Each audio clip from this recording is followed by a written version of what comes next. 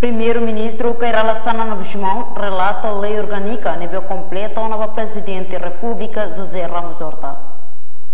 Banhira remata encontro o primeiro-ministro Kairala Sanana Guzmão, jornalista Cira e Palácio, presidente Bairo Pité Quintané ATT. Mas o presidente, lei orgânica nono governo nebe completa. Amanece Haruka ba presidente da República do promulga. Laos nedet, mas be informamos com o orçamento ratificativo.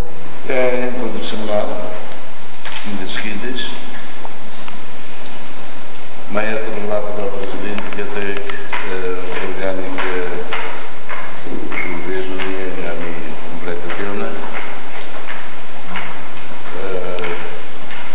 Depois chega o Vinay, dizendo depois de ver a tua promulga. Dei uma hoje informe ao presidente de Conabá. Agora, a mim estou preocupado com o orçamento retificativo. Até não acredito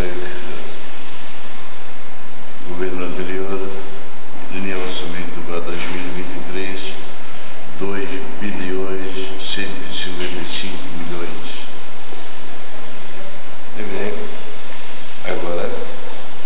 Agora é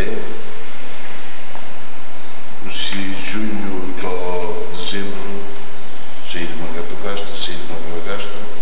Do primeiro-ministro Katak, orçamento 2023 neve aprova e o governo anterior e a 2 bilhões recém. Também orçamento retificativo a reúse julho to dezembro. E a biba nesse governo ateten e a loron sanulo agosto governo se aruca orçamento ratificativo vai ao Parlamento Nacional. Emerenciana Pinto, STL News. Kita haluhan, like, comment, subscribe e no mos bele faz tutang.